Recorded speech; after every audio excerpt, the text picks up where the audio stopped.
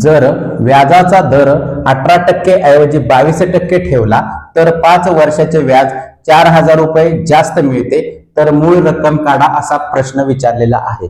आता व्याजाचा दर काय झालेला आहे, 18 ऐवजी 22 केला म्हणजे काय केलेला आहे, वाढवलेला आहे। त्यामुळे व्याजाची रक्कम मिळणारी जी आहे 5 वर्षाची ती 4,000 रुपये जास्त मिळत आहे, तर मूळ रक्कम काढायची आहे।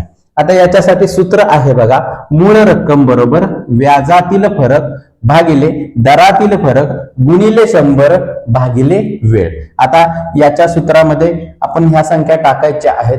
व्याजातील फरक किती सांगितलेला आहे बघा, 5 वर्षाचे व्याज 4,000 रुपये जास्त मिळत आहे, म्हणजेच काय आहे, व्याजातील फरक हा 4,000 रुपये आहे। आता दरातील फरक 22% वजा 18% केला तर किती आला, 4% हा व्याजातील फरक आहे।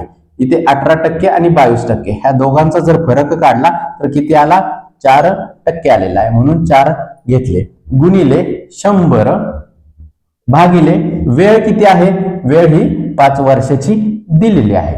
आता यांचा गुणाकार करून घेतला बरोबर 4 एके 4, इथे 4 एके 4, 1 2 3 4 5 आहे तसे शून्य येणार आहे, 2 3 4 आणि 5 भागिले 4 पंचे 20, 4 पंचे 20। आता या शून्याला हा शून्य गेलेला आहे, बे एके बे, इथे बे दोन्ही 4 आणि हे 1 2 3 4 शून्य आहे तसे, 2 3 आणि 4 आहेत तसेच, म्हणजे किती आला, 20,000 रुपये। म्हणजे जास्त मिळते, तर मूळ रक्कम किती आहे, मूळ रक्कम ही किती निघालेली आहे आपली, 20,000 रुपये निघालेली आहे।